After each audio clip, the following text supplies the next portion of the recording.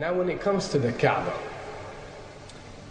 the main point that we try to communicate is the following. In Islam or in the Quran, God teaches that if all mankind and if all the jinn combine to sin and move away from God, then God doesn't lose one atom's worth of his kingdom. And if mankind and jinn combined to dedicate every second of their life to prayer and to worship of the one God, then God's kingdom doesn't gain one atom's worth as well. What does this philosophy teach you? It teaches you that God is not in need of you, or your practices, or your worships, or your prayers. You are in need of these practices and these worships. You are in need of God and not the other way around. If you can understand that philosophy, then you can appreciate prayers and what they are meant to do, which is basically enlighten you. So when dealing, for example, with the Kaaba, Muslims are required to go and perform Hajj one time in their life, and it's one of the 5 pillars of Islam. Growing up, most Muslims accept this, and most of them do it without questioning, and this is the essence of belief, and this is great. But at the same time, this doesn't mean that if you question or research, you're going to come back with negative or bad answers. The opposite is actually true. So when we started researching into the esoteric agendas and we started researching the elite, we found out how much certain type of practices and rituals can affect your lives.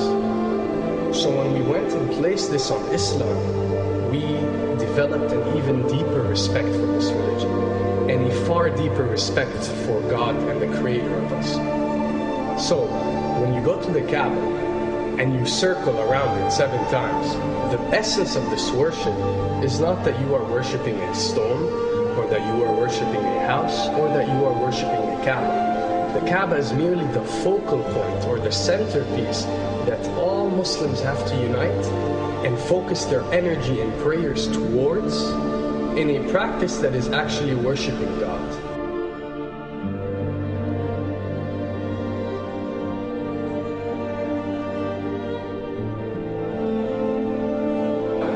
Now, going in circles counterclockwise does not break you away from time and space. But the fact that the energy of the Kaaba is the strongest energy on earth and it flows counterclockwise, by you flowing in correlation with this energy, you are uplifting yourself.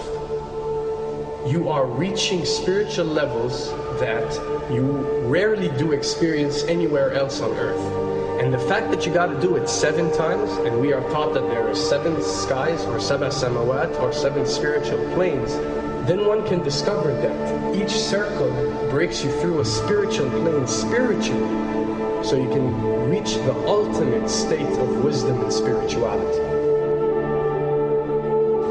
Does this mean that only Muslims can reach this level? Does this mean that if you're not Muslim you give up or you reject this information?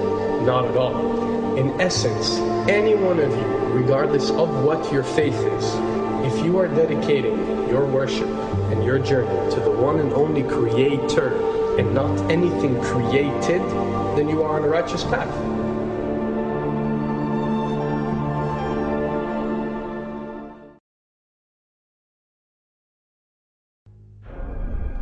To begin with, the significance of 911.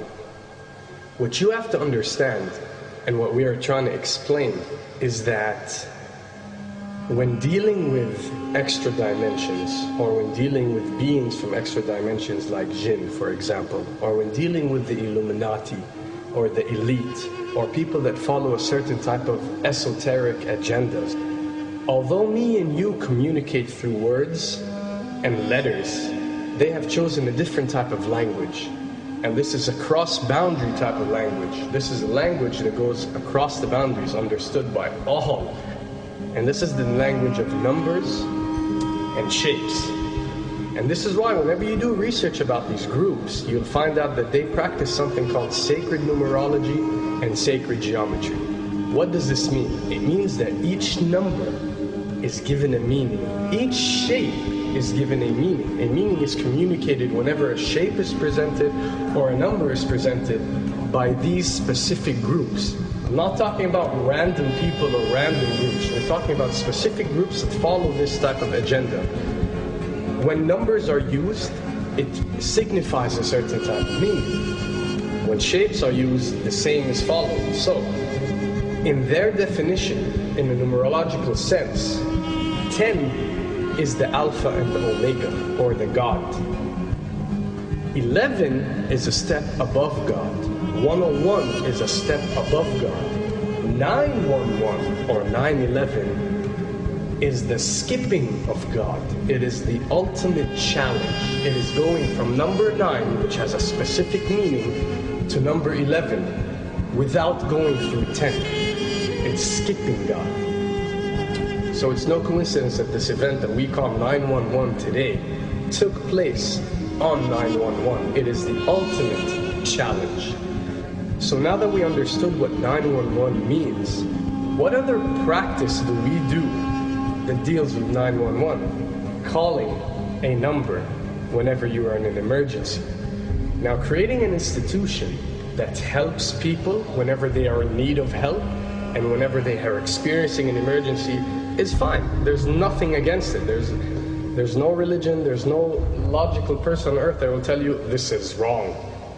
But when you understand how sinister that these elite are and the way they work on a level that's way beyond what you think. So the fact that when you're experiencing an emergency or when you are in need of help, you have to pick up a phone and dial 911, which is the ultimate numerological definition of skipping God, then you'll understand how these people work.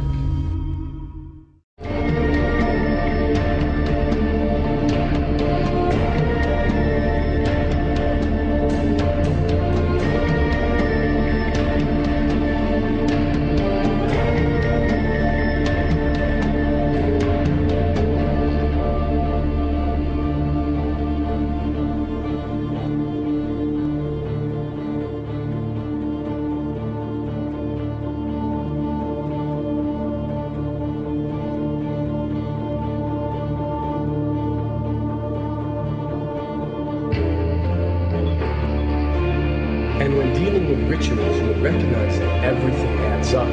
For something to be a ritual, everything has to be in place, everything has to be perfect. And my advice is, if you want to recognize that something is satanic, it has to add up in all sense. The numbers have to add up, the shapes have to add up, the event has to add up, it has to have one general meaning.